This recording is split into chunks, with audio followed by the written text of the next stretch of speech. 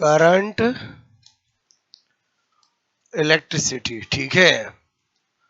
और current electricity का आज हम पढ़ने जा रहे हैं ड्रिफ्ट करंट, ठीक है। अपवहन धारा। अब ड्रिफ्ट करंट क्या होती है, ठीक है। सॉरी, ड्रिफ्ट वेलोसिटी, अपवहन वेग, ठीक है। वीडी क्या होता है ये, ठीक है। ड्रिफ्ट वेलोसिटी नाम सुना कभी ड्रिफ्ट वेलोसिटी? अक्सर इसका फॉर्मूला एग्जाम में पूछा जाता है। याद कुछ भी नहीं करना है, बस जो मैं बता रहा हूँ उसको समझना है। 15-20 मिनट तक ध्यान देना। सपोज दैट मैं आपको कोई वायर, ये वायर जो है तार, आपको मैं इसका 2 टुकड़ा दूं तोड़ के और आपके हाथ में रखूं, आपको कुछ करंट आता है क्या? आता है क्या करंट? नहीं आता है।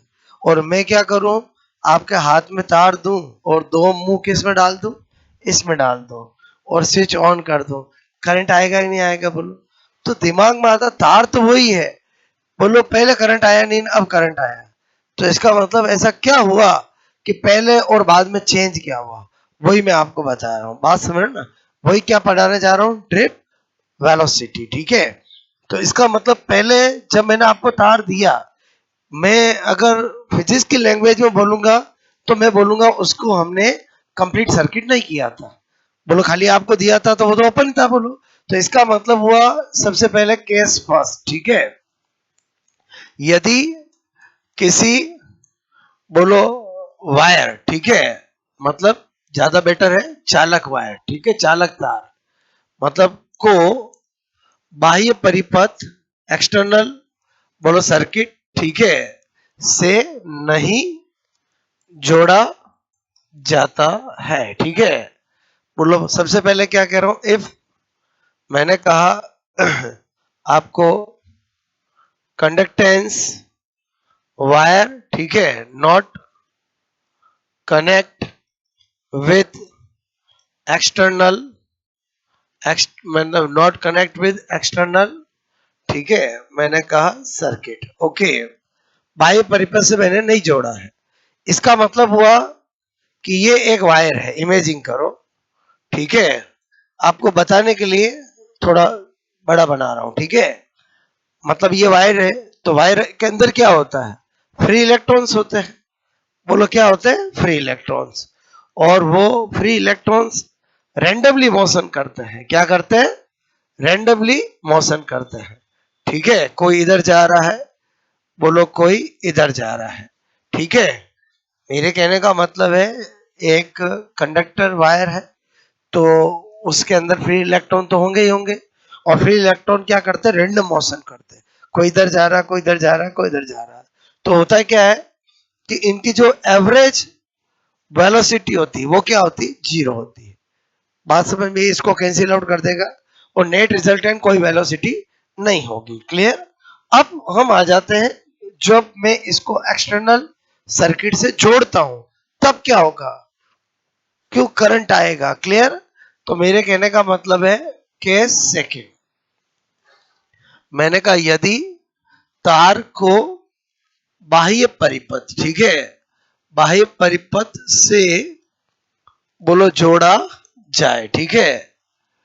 मैंने कहा इफ, बोलो वायर, ठीक है, कनेक्ट विद, मैंने कहा एक्सटर्नल, एक्सटर्नल सर्किट, ठीक है। और जैसे ही मैं करूंगा मतलब ये हुआ कि बोलो ये मेरा वायर था और मैंने इसको एक्सटर्नल मतलब एक इसमें डाल दिया, एक इसमें डाल दिया। इसका मतलब समझते हो? बोलो मैंने उसको किससे जोड़ दिया है, एक पॉजिटिव एक नेगेटिव टर्मिनल से जोड़ दिया। अरे समझे समझे बोलो। चाहे मैं यहाँ बैटरी जोड़ दूं, चाहे मैं 2 तार किसी में डाल दूं, बात तो एक ही है ना। मेरी बात समझ में? तो जैसे ही मैंने एक्सटर्नल सर्किट से जोड़ दिया है, तुरंत क्या होगा कि जो इलेक्ट्रॉन अंदर फ्रीली इलेक्ट्रॉन रैंडम मोशन कर रहे थे, वो अब सब के सब पॉजिटिव टर्मिनल की ओर एक्सिलरेट होंगे। बोलो किसकी ओर जाएंगे, बोलो पॉजिटिव टर्मिनल की ओर। सब किसकी ओर जाएंगे बोलो? पॉजिटिव टर्मिनल की ओर। क्लियर? तो मेरे कहने का मतलब है कि जब हम किसी कंडक्टर वायर को एक्सटर्नल सोर्स सर्किट से कनेक्ट करते हैं तो जो जितने भी अंदर फ्री इलेक्ट्रॉन्स होते हैं वो पॉजिटिव टर्मिनल की ओर एसिलेट होते हैं। उनकी उस समय जो वेलोसिटी होती है उसी को हम क्या कहते हैं? ड्रिप वेलोसिटी कहते हैं। क्या कहते हैं बोलो? Drip velocity. बात समझ में? उनकी वो एवरेज वेलोसिटी को क्या कहते हैं? Drip velocity. यहां मैं जब ड्रिप वेलोसिटी कह रहा हूं वो किसी एक की वेलोसिटी नहीं है, एवरेज वेलोसिटी है। बोलो कब? जब मैं किसी वायर को एक्सटर्नल सर्किट से कनेक्ट कर देता हूं। अब मैंने कहा मुझे इसको पता लगाना है ये क्या होगा। क्लियर? तो मैंने कहा यहां पर मोशन हो रही है, इलेक्ट्रॉन जा रहे हैं। तो न्यूटन ने कहा था कि जब भी पूरी फिजिक्स में कभी भी मोशन हो तो उन पे जो फोर्स लगता है वो ma के बराबर होगा। ऐसा न्यूटन ने कहा था कि पूरी फिजिक्स में कहीं भी मोशन हो रही हो तो आप F बराबर ma कर सकते हो। क्लियर? तो मेरे कहने का मतलब है F वहां पर वो होगा जो वहां फील्ड होगा। तो यहाँ पर तो पॉजिटिव नेगेटिव मतलब इलेक्ट्रिक फील्ड है और आपका इलेक्ट्रॉन चार्ज पार्टिकल है और चार्ज पार्टिकल पे किसी भी फील्ड में कौन सा फोर्स लगता है? तो F बराबर QE। क्या लगता है बोलो? F बराबर QE। क्लियर? तो मैंने कहा यहाँ पर Q कौन है बोलो? इलेक्ट्रॉन है। तो मैंने कहा माइनस E है। क्लियर? E मतलब कौन है? इलेक्ट्रॉन। तो बोलो F बराबर क्या हो गया? Minus E। तो अब मुझे बताओ ये भी फोर्स है ये भी फोर्स है तो दोनों को बराबर कर सकता हूं। तो मैंने कहा आपका बोलो E E is equal to M A. तो A बराबर क्या आ गया? Minus E upon M. मतलब यहाँ पर जो मोशन हो रही है मुझे उसका एसिलेशन पता चल चुका है। क्या पता चल गया बोलो? एसिलेशन। क्लियर? अब मुझे निकालना वेलोसिटी। तो मैंने कहा यार मैं जानता हूँ v बराबर क्या होता है? u plus A T. बोलो ये हमारा गति का प्रथम नियम है। बोलो प्रथम इक्वेशन है, फर्स्ट इक्वेशन ऑफ मोशन है। मैंने कहा यहाँ पर इसको मैं अगर एवरेज करूंगा तो इसको भी मुझे एवरेज करना पड़ेगा और इसको भी मुझे एवरेज करना पड़ेगा। क्लियर? तो मैंने कहा यार बोलो स्टार्टिंग का एवरेज वेलोसिटी तो मुझे पता है क्या है? 0 है। अरे बोलो समझे समझे? मैंने कहा ये v एवरेज बोलो आफ्टर टी टाइम बोलो क्या है? vd है। बोलो क्या है? vd है। तो बस यहाँ vd कर दूं और यहाँ पर a की जगह माइनस E अपॉन m कर दूं और यहाँ पर बोलो t कर दूं। ये t भी क्या होगा बोलो? एवरेज होगा। बोलो टाइम क्या होगा? एवरेज टाइम होगा। क्लियर? क्योंकि ये भी एवरेज वेलोसिटी है। क्लियर? मेरी बात समझ में आई? तो ये किसकी वेलोसिटी का फॉर्मूला आ चुका है? ड्रिप वेलोसिटी का। क्लियर? बहुत सी बार एग्जाम में पूछा गया है कि बोलो तार में इलेक्ट्रॉन का अपवहन वेग ठीक है का सूत्र बोलो होता है। क्लियर? होता है। मतलब आपको पूछा जाए फाइंड आउट। क्लियर? ठीक है? Formula formula of drip velocity. Formula of drip बोलो वेलोसिटी। ठीक है? वेलोसिटी ऑफ मैंने कहा इलेक्ट्रॉन इन वायर। क्लियर? तो आपको ऑप्शन देंगे ए बोलो बी सी डी। क्लियर? एक दे दिया आपको सपोज दैट यहाँ पर बोलो E E upon M. Clear? बोलो टी एक दे दिया आपको M upon E into T. Clear? एक दे दिया ई ई अपॉन एम। ठीक है? टी बात समझ में है? एक दे दिया आपको सपोज दैट बोलो ई ई ठीक है और यहाँ पर एम अप टी और ई ई ऐसे। बात समझ में आया बोलो? तो मेरे कहने का मतलब सपोज दैट ये क्वेश्चन आया आपको थोड़ा पढ़ा हुआ होगा ड्रिप वेलोसिटी। मतलब मैं चाहता ही नहीं हूं कि आप फॉर्मूला याद करो। क्लियर? आपको तुरंत क्या करना है? ड्रिप वेलोसिटी का मतलब है एक वायर में जब हम एक्सटर्नल सोर्स से कनेक्ट करते हैं तो सारे के सारे इलेक्ट्रॉन जो पॉजिटिव टर्मिनल की ओर एसिलेट होते हैं उनकी एवरेज वेलोसिटी को ड्रिप वेलोसिटी कहते हैं। तो मैंने कहा यहाँ पर आपको क्या करना है? बोलो एफ। मैंने कहा यहाँ पर बोलो क्यू। मैंने कहा एफ बराबर बोलो एफ बराबर मैंने कहा एम ए और एफ बराबर क्यू ई माइनस ई। बोलो आपने इनको बोलो बराबर किया। क्लियर? और यहां से ए पता किया। ओके ओके ओके और v बराबर u प्लस ए टी किया और ये ड्रिप वेलोसिटी बनाया और ये आपका मेरे हिसाब से 10 सेकंड से 15 सेकंड के अंदर आपका फॉर्मूला आ गया। बात समझ में आए बोलो? तो ये जो आंसर होगा हमारा क्या हो जाएगा? बी हो जाएगा। मैं क्या बताना चाह रहा हूँ, मतलब मैं इसलिए बता रहा हूँ कि ये रटना नहीं है आपको, क्योंकि जो रटेगा वो क्या होगा, थोड़े दिन याद रहेगा, भूल जाएगा। क्लियर? या फिर फॉर्मूला याद भी कर लिया, एग्जाम देने जाएगा तो भी मन में चलेगा यार ड्रिप वेलोसिटी का फॉर्मूला याद है कि नहीं है, क्या थी, ऐसा करके जाएगा, वहां एग्जाम में गड़बड़ी होगा बोलो। अदरवाइज आपको पता है याद नहीं है, क्वेश्चन आएगा मैं पता लगा लूंगा, क्योंकि सर ने सिखाया ट्रिप वेलोसिटी होती क्या है और निकाले कैसे जाती है। अननेसेसरी फॉर्मूले याद करने ही नहीं है। मेरी बात समझ में आए बोलो? पहले बताओ, ये सब कुछ मैंने आपको बताया, बोलो 15 सेकंड के अंदर नहीं निकलेगा क्या ट्रिप वेलोसिटी? हमने समझा तब हमने ढंग से किया, उसके बाद पता चला है तो इतना सही है ना। बात समझ में आए बोलो आपको? अच्छा, तो मैंने आपको क्या बता रहा हूँ, ड्रिप वेलोसिटी। ड्रिप वेलोसिटी क्या होता है, दिल दिमाग में बैठा बोलो? पहले मैंने आपको केस पहला ये क्यों कराया, क्योंकि ये नहीं बताऊंगा तो आपको ये समझ में आएगा ही नहीं बोलो। अरे समझे समझे बोलो? इसलिए मैंने आपको पहले बताया कि जब मैं खाली तार को देता हूं तो उसमें हमें कोई करंट नहीं आती है। क्यों नहीं आती है? क्योंकि उसमें इलेक्ट्रॉन रैंडम मोशन करते हैं और उसकी वजह से एवरेज वेलोसिटी क्या होती है, जीरो होती है। और जैसे ही मैं किसी बोलो एक्सटर्नल सोर्स से या बैटरी से कनेक्ट कर देता हूं तो क्या होने लगता है, सारे इलेक्ट्रॉन बोलो पॉजिटिव टर्मिनल की ओर एसिलेट होते हैं और उनसे करंट भी बहेगी और सब कुछ होगा। बात समझ में आए बोलो? क्लियर? तो नोट करोगे ट्रिप वेलोसिटी।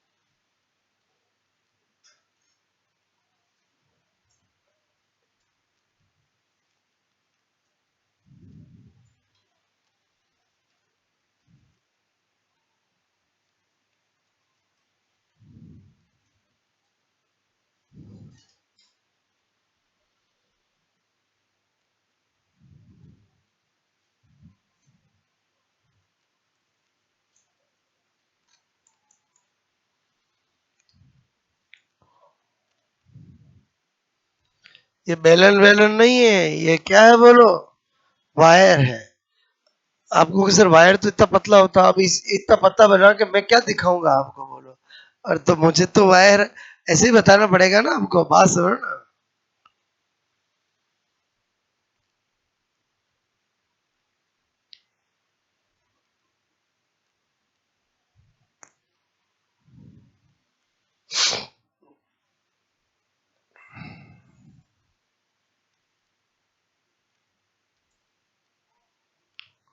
जब एक्सटर्नल सोर्स से कनेक्ट नहीं करते तो रैंडम मोशन करते हैं और उनकी एवरेज वेलोसिटी क्या होती है, जीरो होती है। ठीक है?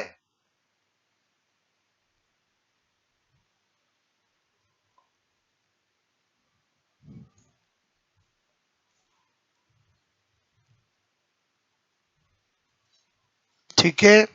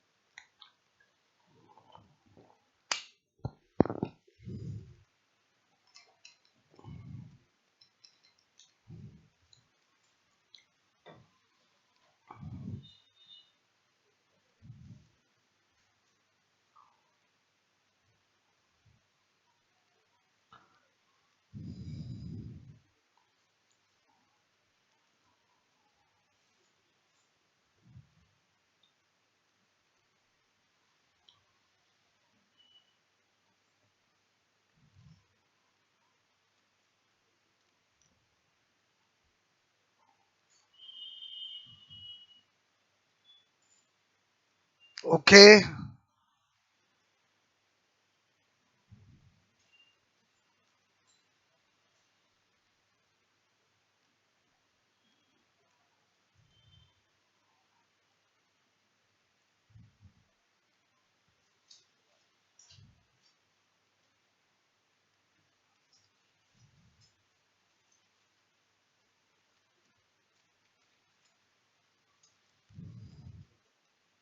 भाई मेरी बात समझे, बोलो।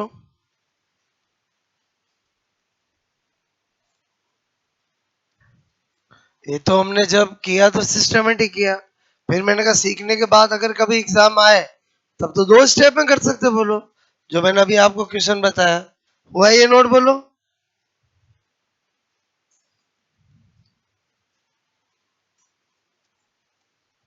ठीक है। और क्वेश्चन क्यों कराया? ताकि आपको मैं चाहता हूँ फॉर्मूला याद ही मत करो, करने की जरूरत भी नहीं है फॉर्मूला याद, बोलो। क्लियर? ओके।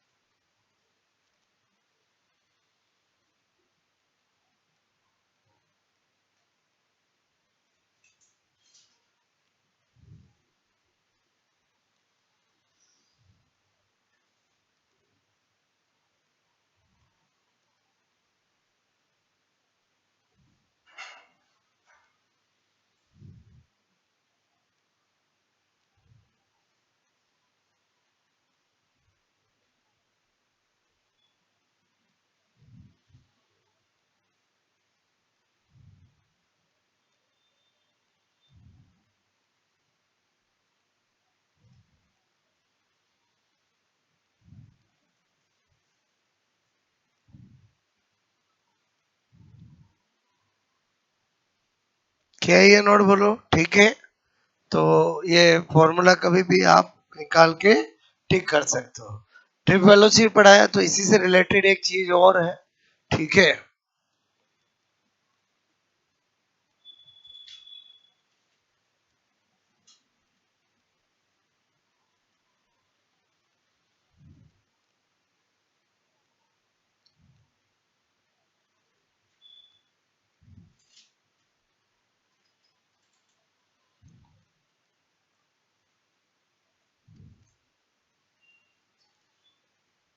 हो गया, बोलो।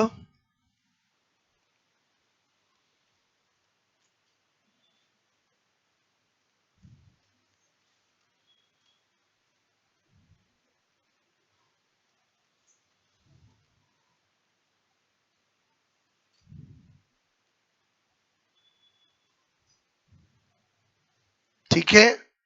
ऐसे एक चीज होता है मूवेबिलिटी, गतिशीलता। ठीक है। गतिशीलता, मैंने कहा मूवेबिलिटी। ठीक है। मूवेबिलिटी म्यू से रिप्रेजेंट करते हैं। और मूवेबिलिटी क्या होता है? विद्युत क्षेत्र की तीव्रता और ड्रिफ्ट वेलोसिटी के रेशियो को क्या बोलते हैं? मूवेबिलिटी।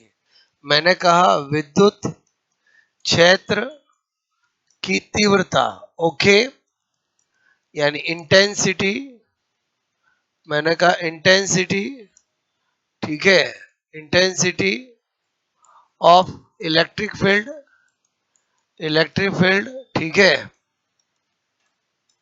तथा अपवहन वेग, अपवहन वेग,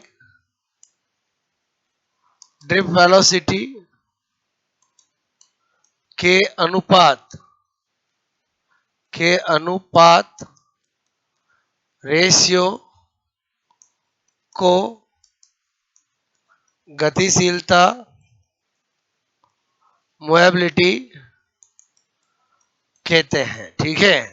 समझ गए? बोलो। Ratio of intensity of electric field and drift velocity known as, बोलो, मूवेबिलिटी। तो इसका मतलब आपको पता चल गया। अगर कभी मुझे यूनिट ऑफ मूवेबिलिटी पूछे, कोई दिक्कत नहीं, बोलो ई का मैं जानता हूं, बोलो।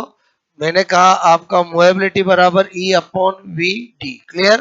तो मैंने कहा यूनिट ऑफ ई, अगर मैं देखूं यूनिट ऑफ ई, तो मैंने कहा यार एफ बराबर क्या होता है, क्यू ई। क्लियर? तो ई तो मुझे पता है, एफ अपॉन क्यू मतलब न्यूटन अपॉन कूलम। क्लियर? और मैंने कहा यूनिट ऑफ वीडी, तो वीडी तो मुझे पता है मीटर पर सेकेंड। और बोलो समझे समझे, बोलो क्लियर? तो इससे मुझे क्या पता चलता है कि बोलो अगर मुझे यूनिट ऑफ मोएबिलिटी कभी पता लगाना होगा तो न्यूटन, बोलो मैंने कहा अपॉन कूलम और मीटर पर सेकेंड। तो क्या हो जाएगा अल्टीमेटली यूनिट ऑफ मोएबिलिटी, बोलो आपका न्यूटन इंटू सेकेंड और मीटर इंटू कूलम या कूलम इंटू मीटर। पहले बताओ कभी भी चार ऑप्शन में टिक कर सकते हो नहीं कर सकते, बोलो और हाँ या ना। मेरी बात कभी भी ये कर सकते हो, बोलो क्लियर?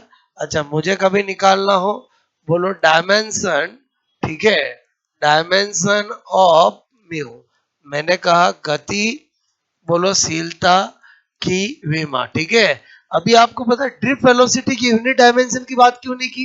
क्योंकि पूरी फिजिक्स में वेलोसिटी तो वेलोसिटी होता है और यूनिट मीटर पर सेकेंड और dimension L one T minus one. उस वो नई चीज थोड़ी आई है, बोलो जो नई चीज आती है उसकी यूनिट डायमेंशन की बात करते हैं। वेलोसिटी के तो हम जानते हैं ना। मेरी बात समझ में? इसकी बात कर रहा हूँ, ट्रिप वेलोसिटी में फॉर्मूला बताया। मेरी बात समझ में आए, बोलो क्लियर?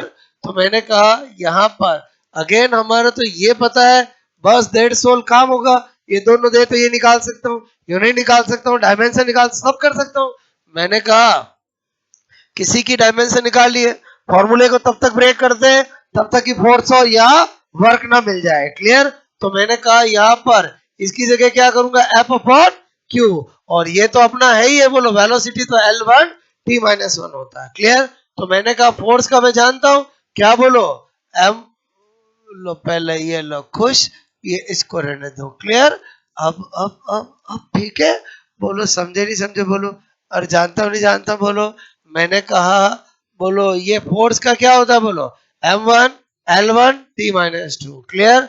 क्यू का मतलब ए टी और वेलोसिटी का मतलब L T minus one. Clear? जो कटता है वो काट दूंगा। मैंने कहा ये कट हो गया। क्लियर? बोलो बोलो बोलो ये कट हो गया। तो क्या आया, M one L zero T minus two A minus one. और कभी भी निकाल के टिक कर सकते, याद कहाँ जानने की जरूरत है। आपको मेरी बात समझ में आए, बोलो ठीक है, नोट करोगे?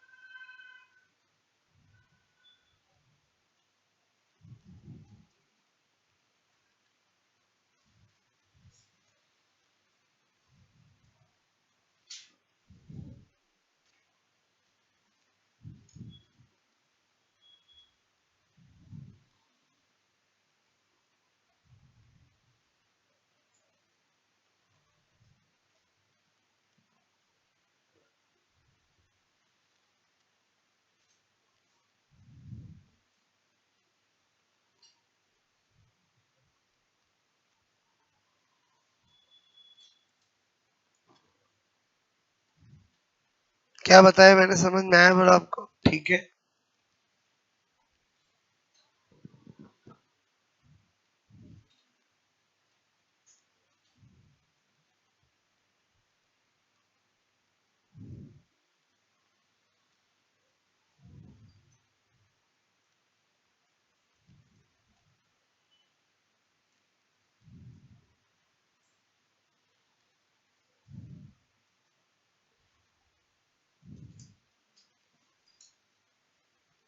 ओके।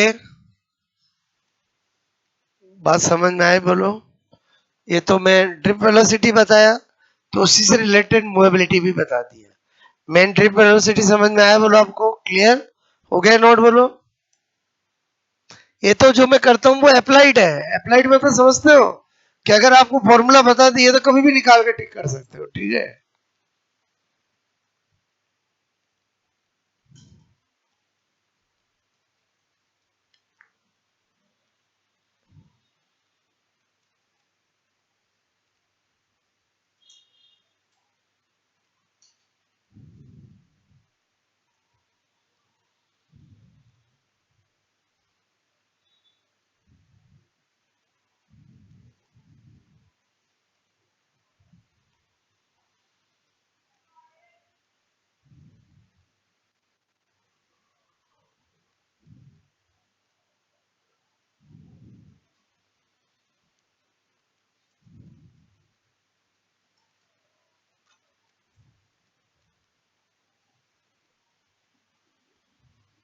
ओके,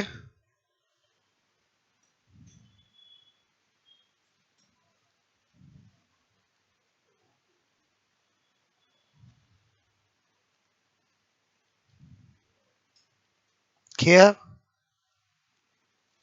अब इस चैप्टर में हमें दो चीज पढ़नी है, एक मीटर ब्रिज और एक पोटेंशियोमीटर। क्लियर? एक क्या पढ़ना? मीटर ब्रिज, मीटर सेतु, और एक पोटेंशियोमीटर, उसके एप्लीकेशन। और ये चीजें होती है प्रैक्टिकल। क्या होती है बोलो? प्रैक्टिकल। ओके, तो बहुत बहुत इजी है, बात समझ ना? ओके, हटा दूं मैं बोलो ये आपको? मैंने कहा मैं क्या पढ़ाने जा रहा हूं? मीटर सेतु। क्लियर? मीटर सेतु, बोलो मीटर ब्रिज, ठीक है? Okay, metre bridge. अब आपको 15 मिनट अगर ध्यान देना है, मीटर ब्रिज क्या है, कैसे काम करता है, और क्या हमें पूछा जा सकता है। क्लियर? तो मैंने कहा दो कॉम्पिटिटिव एग्जाम के जो आंसर है उसके नाम में ही है। पहला है मीटर, तो आपको पूछा जाए मीटर ब्रिज में वायर की लेंथ कितनी ली जाती है? 1 मीटर। कितनी ली जाती है? 1 मीटर। तो मैंने कहा कि बोलो तार की लंबाई, मैंने कहा मीटर सेतु, क्लियर, में तार की लंबाई, ठीक है, लंबाई, बोलो 1 मीटर। क्लियर? 1 मीटर। मैंने कहा कि लेंथ, ठीक है, of wire in metre bridge, ठीक है, बोलो मीटर, मैंने कहा मीटर ब्रिज। क्लियर? बोलो क्या ली जाती? 1 मीटर। 1 मीटर बोलूं या 100 सेंटीमीटर बोलूं, एक ही बात है, इसलिए इसका नाम मीटर है। और ब्रिज क्यों है? एग्जाम में कभी पूछा जाए मीटर सेतु, मीटर ब्रिज किस प्रिंसिपल पे काम करता है, तो व्हीट स्टोन ब्रिज, बोलो व्हीट स्टोन सेतु के प्रिंसिपल पे काम करता है। तो वहां से लिया ब्रिज, और लेंथ ली मीटर, और नाम बना दिया मीटर ब्रिज। बात समझ में आए बोलो? तो आपको पूछा जाए कि इसका सिद्धांत, क्लियर, बोलो मीटर सेतु, क्लियर, मैंने कहा सिद्धांत किस प्रिंसिपल पे बेस्ड है बोलो?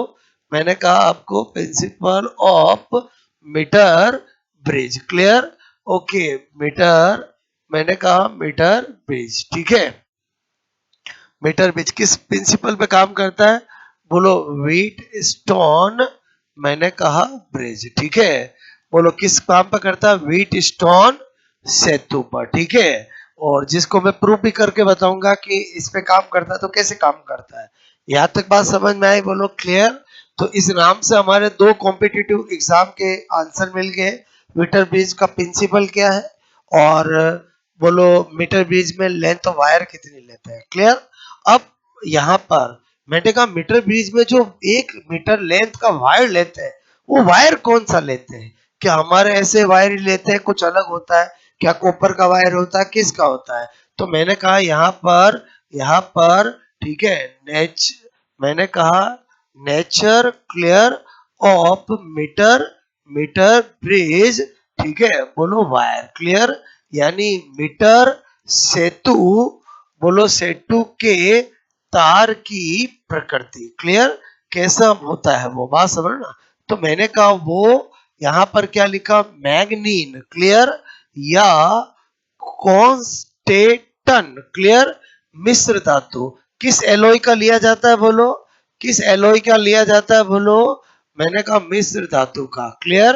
बोलो यहाँ पर क्या बोला मैंने, बोलो मैंने कहा एलॉय, ठीक है, ऑफ मैग्नीन नॉट मैग्नीज, क्या लिखा हुआ है मैग्नीन क्लियर, या बोलो मैंने कहा कॉन्स्टेटन क्लियर, इसका लिया जाता है। तो पहले तो या तो इसका लेते हैं या इसका लेते हैं। तो अगर मैं देखना चाहूं कि मैग्नीन अगर एलॉय मैंने बोल दिया है तो उसका मतलब होता मोर देन वन मेटल से मिलकर बना हुआ, मोर देन वन मेटल का मिलकर बना हुआ। तो मैग्नीन मिश्र धातु में क्या क्या होता है क्लियर, मिश्र धातु मतलब नाम सुना एलॉय, तो मैंने कहा मैग्नीन में क्या होता है, कॉपर प्लस मैग्नीज, क्या होता है कॉपर प्लस मैग्नीज क्लियर। और मैंने कहा अगर मैं बात करूं कॉन्स्टेंटन मिश्र धातु का तो उसमें होता है कॉपर प्लस एसएन, एसएन का मतलब क्या होता है टीन, बात समझ में आए बोलो टीन। तो इसका मतलब हुआ कि मैग्नीन में क्या है कॉपर और मैग्नीज, और कॉन्स्टेंटन में क्या है कॉपर और टीन, बोलो बात समझ में। फिर दिमाग में आता है कि मीटर ब्रिज में इडी एलॉय का क्यों लेते हैं, हमारा कॉपर का एल्यूमिनियम का या नॉर्मल तार क्यों नहीं लेते हैं। तो होता क्या है, अभी मैं मीटर ब्रिज बना के बताऊंगा, इसका काम बताऊंगा। तो क्या होता है ये जो मैग्नीन और कॉन्स्टेंटन एलॉय है इनका जो बोलो जो तार है उसकी जो रजिस्टिविटी है वो टेम्परेचर से बोलो अफेक्टेड नहीं होती है। आपको पता है जब भी कोई तार में धारा बहेगी लॉन्ग टाइम तो तार गर्म होता है, अरे तार गर्म होता है कि नहीं होता है बोलो, होता है गर्म। तो मेरे कहने का मतलब है अगर तार किसी एक्सपेरिमेंट में गर्म हुआ तो रिजल्ट में फर्क आ जाएगा बोलो, क्योंकि पहले कम गर्म था तो बोलो अलग और बाद में ज्यादा गर्म होगा तो अलग, मेरी बात समझ में आए। लेकिन मैंने कहा कॉन्स्टेंटन और मैग्नीज एलॉय का जो वायर होता है उसकी रेजिस्टिविटी टेम्परेचर से नेग्लिजिबल अफेक्टेड रहती है, मतलब ताप से लगभग अप्रभावित रहती है। जबकि नॉर्मल जो तार होते हैं, नॉर्मल जितने भी धातु के तार होते हैं बोलो तार होते हैं तो उनकी जो रजिस्टिविटी है, बोलो रजिस्टिविटी मतलब समझ गए, प्रतिरोधकता है, वो टेम्परेचर के साथ बढ़ा तो बढ़ती है, घटता तो घटती है, बात समझ में आए। तो इनका लेने का रीजन समझ में आया बोलो। आगे चाहे मैं पोटेंशियोमीटर पढ़ाऊं ये कोई भी डिवाइस होते हैं उनमें इन वायर को क्यों लिया जाता है, कारण पता होना चाहिए आपको। मैंने कहा यहाँ पर कि नंबर फोर्थ क्या बता रहा हूं आपको, मैंने कहा ठीक है नेचर, बोलो मैंने कहा ये है, बोलो मैंने कहा इन क्लियर इन एलॉय, ठीक है, इन एलॉय बोलो के वायर, ठीक है, वायर की मैंने कहा रजिस्टिविटी क्लियर, बोलो रजिस्टिविटी मतलब समझते हो प्रतिरोधकता क्लियर, रजिस्टिविटी प्रतिरोधकता रो एक ही बात है बोलो क्लियर। मैंने कहा बोलो ताप से, ताप मतलब टेम्परेचर, बोलो से मैंने कहा बोलो आपसे मैं कहूं नगण्य, बोलो नेग्लिजिबल प्रभावित, बोलो मैंने कहा अफेक्टेड, बोलो अफेक्टेड होती है। पहले बताओ आपको मेरी बात समझ में, नॉर्मल धातु का वायर होगा बोलो उसकी रजिस्टिविटी टेम्परेचर के साथ बढ़ जाएगी क्लियर, तो क्या होगा रिजल्ट में फर्क आ जाएगा। तो इस बात का पहले ध्यान रखना पड़ता है। तो ये जो मैंने चार बातें बताई समझ में डायरेक्ट क्वेश्चन आता है। अब मैंने आपसे कहा कि नंबर 5 कि भाई metre bridge Wheatstone principle पे काम करता है, तो इसका मतलब मीटर ब्रिज से हम क्या निकालना चाहेंगे, अननोन रेजिस्टेंस, क्योंकि बीट स्टोन ब्रिज भी तो अननोन रेजिस्टेंस निकालने के लिए पैदा हुआ है। मेरी बात समझ में आई, मैंने कहा अगर मीटर ब्रिज बोलो व्हीट स्टोन प्रिंसिपल पे काम करता है तो मीटर ब्रिज से भी हम क्या निकालना चाहेंगे, अननोन रेजिस्टेंस। कैसे निकालेंगे? तो पहले मुझे मीटर ब्रिज का स्ट्रक्चर बनाना पड़ेगा और फिर उसके फंक्शन बताना, कार्य प्रणाली कि वो कैसे वर्क करता है। क्लियर? तो यहां पर मैं क्या बता रहा हूं, मैंने कहा स्ट्रक्चर या diagram of metre bridge. Clear? तो मैं जो डायग्राम बना रहा हूं, हम तो यहाँ पर रे डायग्राम बनाएंगे। रे डायग्राम बनाएंगे मतलब ये एक वायर ले लिया 1 मीटर का। क्लियर? इससे मैंने एक बोलो बैटरी, ये आपका रियोस्टेट मतलब धारा नियंत्रक, ये ऐसे जोड़ दिया। क्लियर? ओके, यहीं पर मैंने एक स्टैंड लगाया। क्लियर? ओके, यहीं पे मैंने एक स्टैंड लगाया।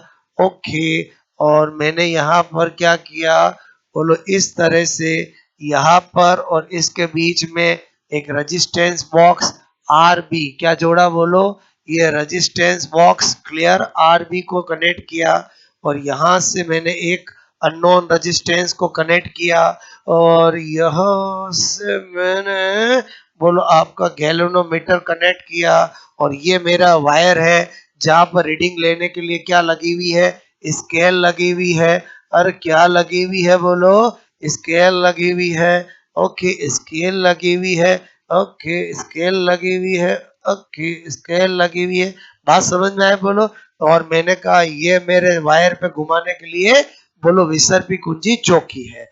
ये मैंने रे डायग्राम बनाया किसका, मीटर ब्रिज का। बात समझ में आए बोलो? ओके, ये मेरा क्या है, वायर, जिसकी लेंथ कितनी है बोलो, और लेंथ कितनी है 1 मीटर या 100 सेंटीमीटर। वायर किसका समझ में है?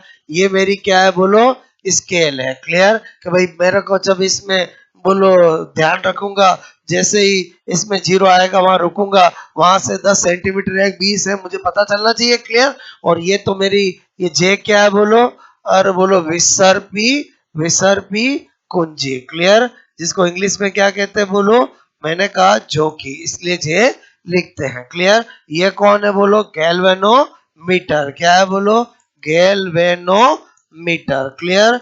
बोलो गैल्वेनोमीटर। क्लियर? बात समझ में आए? और ये मेरा क्या है, एस क्या है यहाँ पर, अननोन रेजिस्टेंस, जो मुझे फाइंड आउट करना है। ये आरबी का मतलब क्या होता है, रेजिस्टेंस बॉक्स। जानते हो नहीं जानते हो बोलो? ये तो हमारा बैटरी हो गई। ये क्या होता है, धारा नियंत्रक रियोस्टेट। ये क्या होता है, कुंजी। अरे बोलो ये बोलो टर्मिनोलॉजी समझे बोलो? अब मुझे काम करना है और बोलो मीटर ब्रिज का यूज करके, व्हीटस्टोन प्रिंसिपल को यूज करके और अननोन रेजिस्टेंस मुझे प्राप्त करना है। क्लियर? तो मैंने कहा नंबर 6, नंबर 6 क्या बताऊंगा इसकी, बोलो कार्य प्रणाली। क्लियर? बोलो कार्य प्रणाली। ठीक है?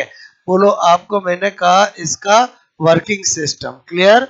वर्किंग मैंने कहा सिस्टम। ठीक है? देखो ध्यान से समझना, मैं आपको डायरेक्ट रिजल्ट ना लिख करके मैं आपको पहले कैसे रिजल्ट आता वो बता रहा हूँ। एंड रिजल्ट आपका मीटर ब्रिज में एक फॉर्मूला आएगा जिससे सारे क्वेश्चन सॉल्व होंगे और उससे बार बार क्वेश्चन आता है। मैं डायरेक्ट भी लिख सकता हूँ लेकिन मैं थोड़ा सा आपको फीलिंग्स देना चाहता हूँ कि बोलो आप बोर्ड में या जब भी आपने कभी लाइफ में पढ़ा होगा तो कितनी इजी चीज थी जिसके आप टेंशन लेते थे। अभी तक मीटर ब्रिज समझ में आया बोलो? ओके, अब मैंने कहा कि मुझे क्या करना है, सबसे पहले इस रेजिस्टेंस बॉक्स से एक रेजिस्टेंस निकालना है। निकाल लिया बोलो? फिर क्या करना है, इस विसर्पी कुंजी को इस तार पे घुमाना है। नजर यहाँ रखनी है कि इधर उधर रखनी है बोलो? यहाँ रखनी है। इधर उधर रखा तभी तो वह क्लास में समझ में नहीं आया था, और लैब में मैं क्या बोल रहा हूँ समझ में आए? सोचना मैंने क्या बोला, मैंने कहा कि बचपन में जब 11th-12th में आपको फिजिक्स के लैब के एक्सपेरिमेंट क्यों समझ में नहीं आए, क्योंकि आपका ध्यान कहाँ नहीं रहता था, एक्सपेरिमेंट में। क्लियर? तो मेरे कहने का मतलब आपका पूरा ध्यान कहाँ रहना चाहिए, इस गैल्वेनोमीटर में। क्लियर? इसमें ध्यान क्यों रहना चाहिए, क्योंकि जैसे ही घुमाऊंगा जहां पर विक्षेप 0 आ गया वहीं पर रुक जाऊंगा और बैलेंसिंग लेंथ को पता कर लूंगा। क्लियर? तो मैंने कहा यहाँ पर देखो, मैंने कहा यहाँ पर बोलो सर्वप्रथम, first of all. Clear? RB, RB मतलब रेजिस्टेंस बॉक्स से आर रेजिस्टेंस, आज रेजिस्टेंस, ठीक है, निकालते हैं, निकालते हैं और निकालते हैं और मैंने कहा बोलो गैल जो कि ठीक है को मैंने कहा वायर, ठीक है, पर बोलो वायर पर मूव करके करके जी में, आप समझ जाओ कि शॉर्ट में लिख रहा हूं, जी में डिफ्लेक्शन विक्षेप शून्य प्राप्त करते हैं। ठीक है, मैंने कहा विक्षेप बोलो 0 प्राप्त करते हैं। ठीक है, तथा तथा बोलो करते हैं। मैंने कहा बोलो माना कि बैलेंसिंग लेंथ L प्राप्त हुई। क्लियर, मैंने कहा माना कि संतुलित लंबाई, ठीक है, संतुलित लंबाई बोलो आपका क्या हुई, L सेंटीमीटर प्राप्त हुई। क्लियर, L मीटर बोलूंगा सेंटीमीटर बोलूंगा, अरे बोलो पूरा वायर ही 100 सेंटीमीटर का है तो सेंटीमीटर में ही प्राप्त होगी ना। और समझे नहीं समझे बोलो, मैंने कहा L सेंटीमीटर प्राप्त हुई। ठीक है, इफ मैं आपसे कह रहा हूं बैलेंसिंग, ठीक है, लेंथ बोलो लेंथ कितनी मिली मुझे बोलो L सेंटीमीटर। क्लियर, अब मैंने कहा यार मैं जानता हूं कि वायर के हर एक छोटे से छोटे पार्ट पर रजिस्टिविटी की वैल्यू क्या होगी, सेम होगी, और रजिस्टिविटी की वैल्यू कभी लेंथ पे डिपेंड नहीं करती है। तो मैंने कहा यार L, मैंने कहा यहाँ पर L सेंटीमीटर बोलो वायर, ठीक है, बोलो मैंने कहा यहाँ पर क्या बता रहा हूं आपको, मैंने कहा कि तार, ठीक है, वायर के एकांक लंबाई, ठीक है, एकांक लंबाई का प्रतिरोध। क्लियर, बोलो प्रतिरोध, मैंने कहा वायर की यूनिट लेंथ का रेजिस्टेंस बोलो क्या होता है, रो। क्लियर, बोलो क्या होता है, रो। ओके, इसलिए एल लेंथ वायर, ठीक है, का रेजिस्टेंस। क्लियर, रेजिस्टेंस P बराबर रो एल, सीधी सी बात है बोलो। क्लियर, अच्छा अगर एल लेंथ का रेजिस्टेंस P बराबर रो एल आ गया तो मुझे बताओ बोलो रिमेनिंग लेंथ कितनी होगी बोलो, और 100 minus L centimetre, 100 minus L centimetre होगी कि नहीं होगी बोलो, मेरी बात समझ में आई बोलो। ठीक है, वायर बोलो का रेजिस्टेंस, क्लियर, रेजिस्टेंस Q बराबर क्या हो गया, रो 100 माइनस एल। यहां तक कहानी समझ में आए बोलो। अब मैंने कहा कि जो हम पढ़ रहे हैं बोलो मीटर बीज वो किस प्रिंसिपल पे काम करता है बोलो, व्हीट स्टोन। ठीक है, तो मैंने लिखा यहाँ पर व्हीट स्टोन बोलो सेतु सेतु सिद्धांत बोलो से, यानी क्या लिखना चाह रहा हूं बोलो, मैंने कहा अकॉर्डिंग टू मैंने कहा व्हीट स्टोन, ठीक है, स्टोन ब्रिज, ठीक है, प्रिंसिपल। क्लियर, प्रिंसिपल बोलो, मैंने कहा यहाँ पर बोलो प्रिंसिपल। क्लियर, ओके, तो अगर मैं यहाँ पर करूंगा तो क्या होता, P upon Q is equal to R upon S। बात समझ में, तो मेरे पास P अवेलेबल, मेरे पास Q अवेलेबल, मेरा R जो मैंने निकाला था और मुझे आज पता करना है। क्लियर, तो P की जगह क्या लिखूं, P की जगह क्या लिखूं, रो L, Q की जगह क्या लिखूं, रो 100 माइनस L, और R जो मैं रेजिस्टेंस बॉक्स से निकालूंगा और S मुझे पता लगाना है। क्लियर, तो मैंने कहा ये रो से रो कट गया। क्लियर, और S अगर मुझे पता लगाना है तो बोलो S इधर लेके जाऊंगा और S किधर लेके जाऊंगा, इधर, तो ये इधर, तो क्या हो जाएगा 100 minus L divide by L into R, ये वो आ गया मेरा जिससे मेरे सारे क्वेश्चन सॉल्व होंगे। मतलब आपके कॉम्पिटिटिव एग्जाम के अंदर मीटर बेस का मतलब 1 मिनट का रिवीजन होना चाहिए, और वो क्या कि बोलो length 1 metre, principle Wheatstone principle, और वायर कांस्टेंट मैंगनीज, और आपसे मैं को रीजन बोलो नो चेंज ऑफ टेम्परेचर, बोलो आपसे मैं करूं ऑन रेजिस्टिविटी, और बोलो जो अननोन रेजिस्टेंस है वो 100 minus L divide by L multiply R. बात समझ में, ये सब तो केवल मैं आपको एक बार समझाने के लिए, ताकि ये चीज आपको याद रहे।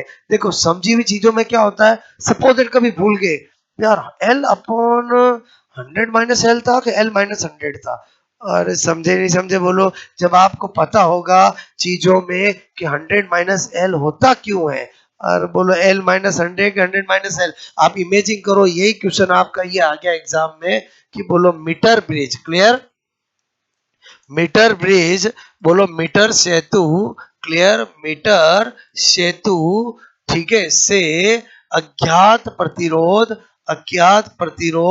ठीक है, मैंने कहा अननोन रेजिस्टेंस बोलो ज्ञात करने का सूत्र होता है, ज्ञात करने का बोलो सूत्र होता है। ठीक है, यदि संतुलित बोलो लंबाई क्लियर, बैलेंसिंग लेंथ L है। क्लियर, तो अब मुझे बताओ अगर ऑप्शन दिया कि एक L minus 100 divide by L into R, दूसरा आपको दिया L 100 minus L into R, एक दिया बोलो आपको L, बोलो L माइनस 100 इंटू आर, और एक दिया आपको 100 माइनस L अपॉन L। आप क्या मानते हो, जिसका रटा हुआ होता है ना उसको सब एक जैसे ही दिखते हैं, और बोलो सब अलग अलग है, आंसर एक ही है। बोलो वो कौन सा है, बोलो डी है। मैं क्या बोल रहा हूँ समझ में आया, बोलो मेरी बात समझ में आई नहीं है, बोलो आर तो वो सब में ऊपर ही रखेगा, नीचे एल एल है, मतलब आपको यूं पता भी नहीं चलेगा कि वास्तव में एल अपॉन 100 माइनस एल है, 100 minus L divide by L है। और समझे समझे, बोलो मतलब आपको पता होना चाहिए मीटर बीच में एक्चुअली अननोन रेजिस्टेंस आता कैसे। अब आपको बारीकियां पता चली कि बोलो सीधी सी बात है, एल माइनस 100 तो होगा नहीं, और 100 माइनस एल ही होगा ना, मीटर बीच की लेंथ ही 100 सेंटीमीटर होती है। तो पहली बात तो आपने देखा कि बोलो ये और बोलो ये तो कभी हो ही नहीं सकते, और समझे समझे। बाकी आपका ये होगा कि ये होगा, बिल्कुल आपको थोड़ा एक्सपेरिमेंट दिमाग में होना चाहिए, अदरवाइज आपको हवा भी नहीं लगेगी कि मैं ये करूं कि ये करूं। और अगर फॉर्मूला ही नहीं याद है तो मैं अगला जो न्यूमेरिकल दूंगा वो तो हो ही नहीं सकता। मेरी बात समझ में है, मतलब एंड रिजल्ट जब कॉम्पिटिटिव एग्जाम देने जाते हैं तो ये जो चीजें हम डिटेल से पढ़ रहे हैं उनका रिवीजन बिल्कुल 1 मिनट का नहीं है। मतलब आपको याद होना चाहिए unknown register is equal to 100 minus L divide by L multiply R. ये बाकी तो मैंने जो जितने ही बताया है ये तो साली समझाने के लिए बताया है। बोलो आपका क्या काम है इससे लेना देना, यार बोलो समझे। लेकिन जब हम चीजों को समझेंगे तो ही तो पता चलेगा बारीकी से कि वास्तव में 100 minus L divide by L multiply R कैसे आता है, या आर रेजिस्टेंस बॉक्स का रेजिस्टेंस है, और आपको पता चले कि यहाँ पर मीटर बीज कैसे प्रिंसिपल बीट स्टोन के काम करता है। मेरी बात समझ में आए, बोलो क्लियर, ओके। तो अब आपको करना है नोट।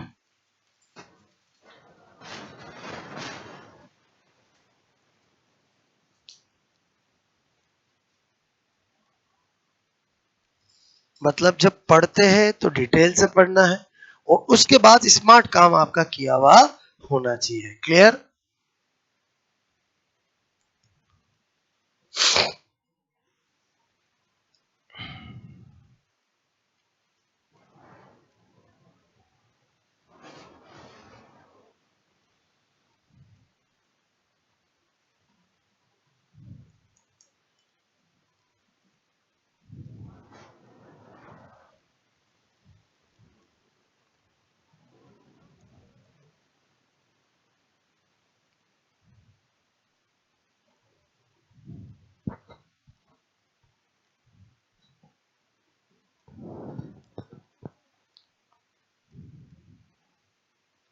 अब आप सोचो इसमें, इधर ध्यान देना, छोटी छोटी बातें। आप देखो मैंने इसमें ये काटा है, आप सोचो अगर मैं नॉर्मल वायर ले लूंगा तो क्या इनमें वेरिएशन नहीं आ जाएगा, बोलो बिल्कुल आ जाएगा वेरिएशन। तो फिर मैं नहीं कट पढ़ पाऊंगा, इसलिए कॉन्स्टेंट और मैग्नीनियन का लेते हैं। समझे समझे, ताकि ये हमेशा क्या रहे, जब तक हम पूरा एक्सपेरिमेंट नहीं करें तब तक इसकी वैल्यू कांस्टेंट है। टेम्परेचर भले वायर गर्म भी हो जाए तो भी रो पे इफेक्ट नहीं आए। बात समझ में आए, बोलो ओके।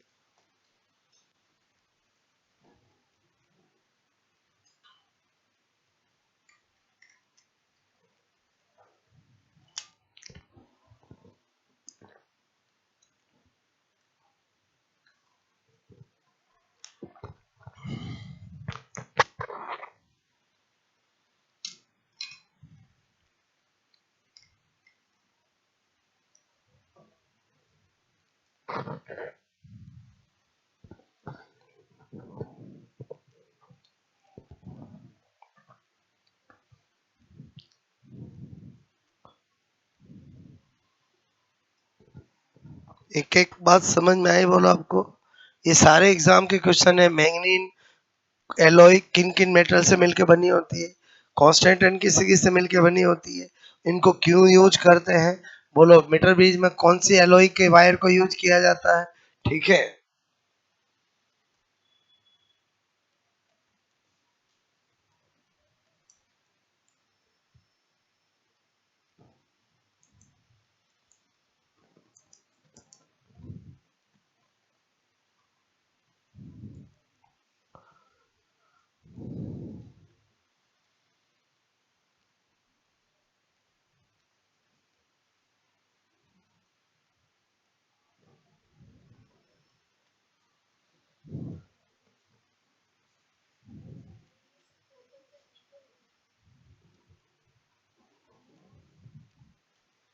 कॉन्स्टेंटन,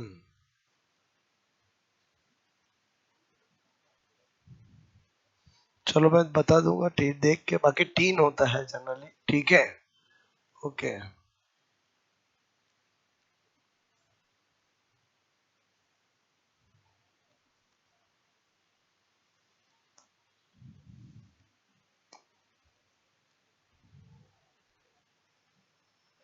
तो कल बता दूंगा। पोटेंशियोमीटर भी पढ़ेंगे, उसमें यही वायर यूज करते हैं, बात समझ रहे हो ना, ठीक है। कॉपर तो आता ही है, बात समझ रहे हो ना, ठीक है।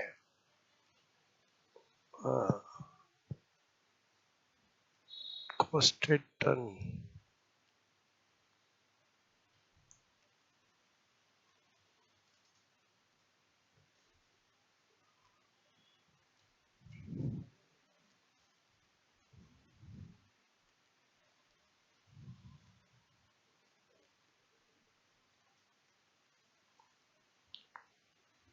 अभी तो लिख रहा, बता दूंगा मैं आपको, ठीक है।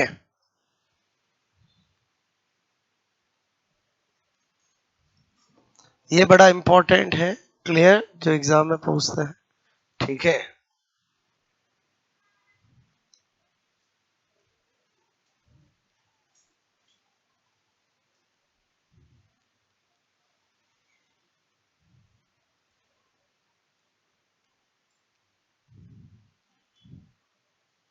किया ये नोट, बोलो।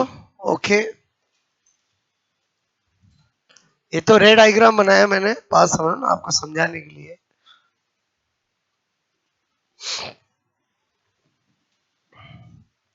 ये जो आर एच होता है, इसको क्या बोलते हैं? धारा नियंत्रक, ठीक है, रियोस्टेट।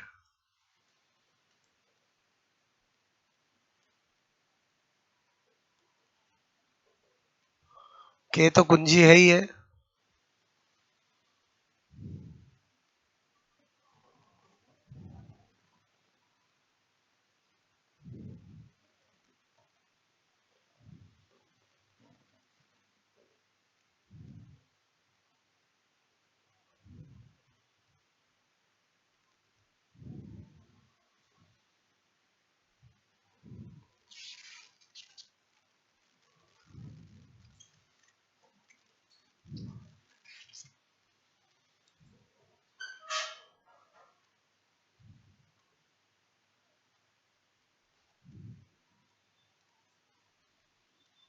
ये अननोन रेजिस्टेंस, अज्ञात प्रतिरोध, ठीक है।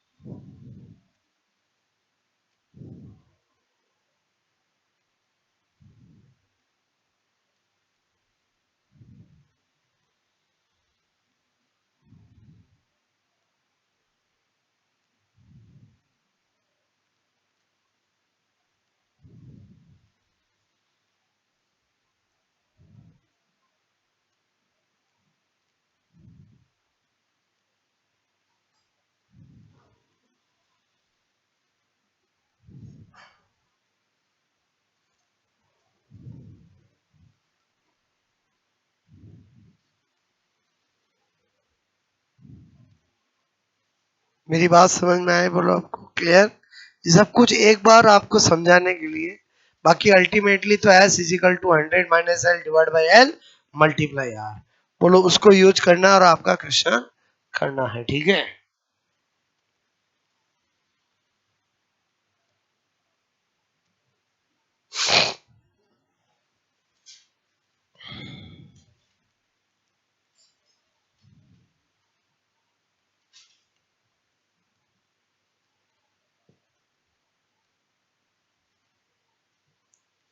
क्या है ये नोट बोलो, ठीक है। फर्स्ट ऑफ ऑल क्या करते हैं, आर रेजिस्टेंस बोलो निकालते हैं रेजिस्टेंस बॉक्स से, और जॉकी को वायर पे मूव करते हैं और गैल्वेनोमीटर में जीरो डिफ्लेक्शन प्राप्त करते हैं, ठीक है। और फिर बैलेंसिंग लेंथ देखते हैं, ये बैलेंसिंग लेंथ, ठीक है, बोलो एल सेंटीमीटर, और हम जानते हैं कि resistance of unit length of wire, clear, बोलो रेजिस्टेंस,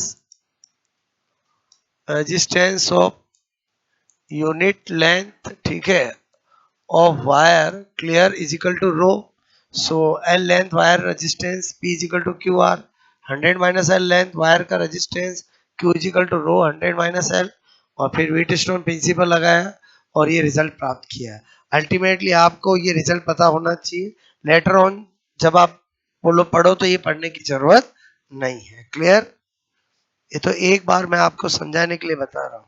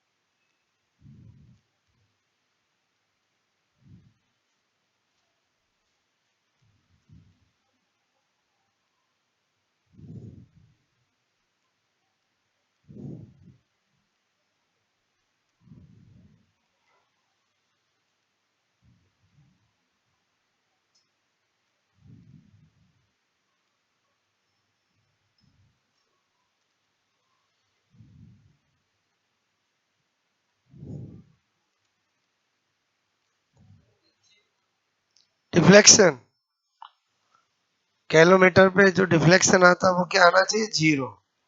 इसके लिए नजर कहाँ होनी चाहिए, गैल्वेनोमीटर पे। इधर उधर नजर हुई तो कब जीरो आके चला गया पता ही नहीं चलता है। समझे ही समझे बोलो।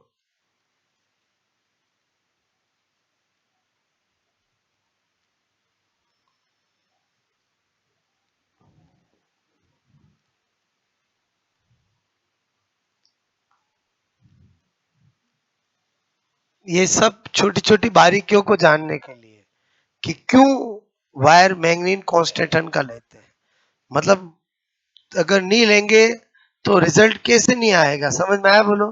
क्योंकि यहाँ पर रो आ रहा है ना, ठीक है।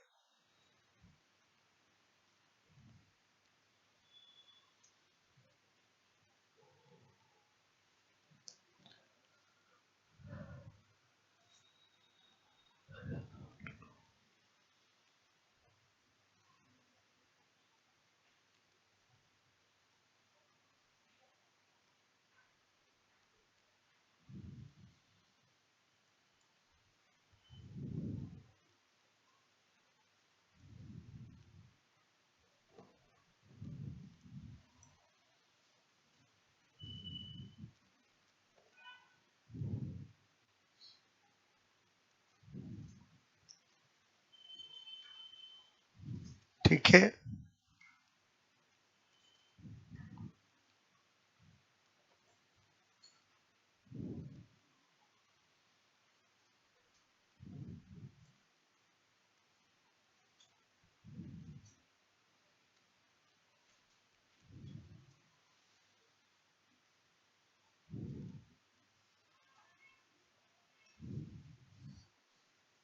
ठीक है,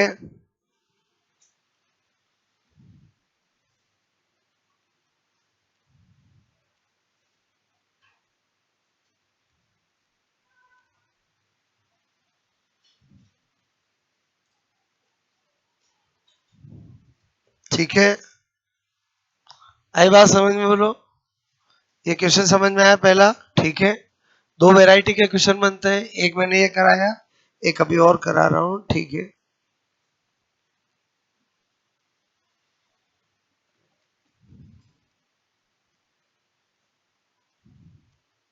क्वेश्चन है find out unknown resistance from metre base if balancing length is L. ठीक है, find out unknown resistance from metre base if balancing length is L.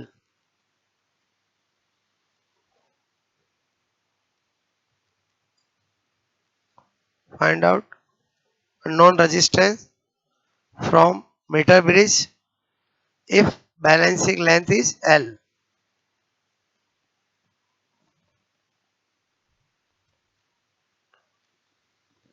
मैंने कहा आपको क्वेश्चन समझ में आया? बोलो आपको। एक तो ये मैंने कहा ना, अभी सब इजी लगते हैं, जब हम एग्जाम देने जाते हैं तब सब एक जैसे लगते हैं। उस समय आपका फंडा कितना अच्छा है, वास्तव में आपने चीजें रटी है या कभी ना कभी ऐसा निकाल के आपको बताया है, वो वहाँ एक्सपीरियंस काम आता है।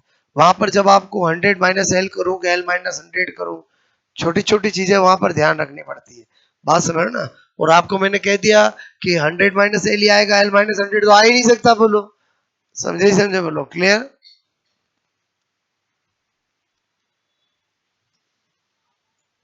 मतलब एल लेंथ बैलेंसिंग हुई तो बोलो रिमेनिंग जो है वो तो 100 माइनस एल ही होगी। बोलो, क्लियर? एक तो ये फॉर्मूला आपको पता होना चाहिए। दूसरा क्वेश्चन कैसा आ जाता है? न्यूमेरिकल। हटा दूं मैं? बोलो ये, क्लियर? न्यूमेरिकल क्वेश्चन आपको बोला यदि, ठीक है, 8 ओम रेजिस्टेंस, ठीक है, रेजिस्टेंस बॉक्स से निकालने पर मीटर ब्रिज में बैलेंसिंग लेंथ मैंने कहा संतुलित लंबाई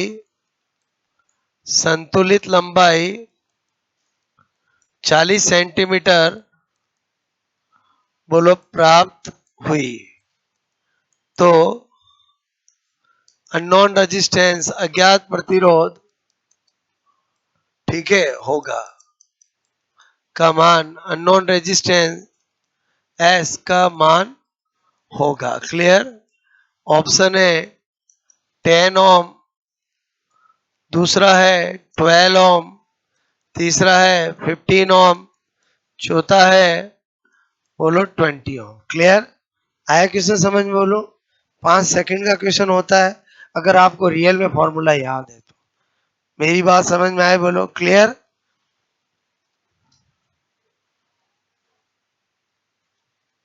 करो 100 माइनस एल, पक्का सेंटीमीटर में मिलेगी। बोलो, ठीक है, ऊपर सेंटीमीटर नीचे सेंटीमीटर चेंज करने की जरूरत नहीं है। ठीक है,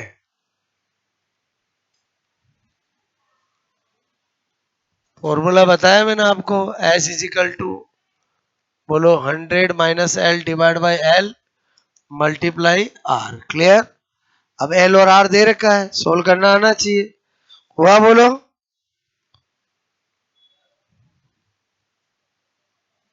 लंबी चौड़ी कैलकुलेशन भी नहीं है।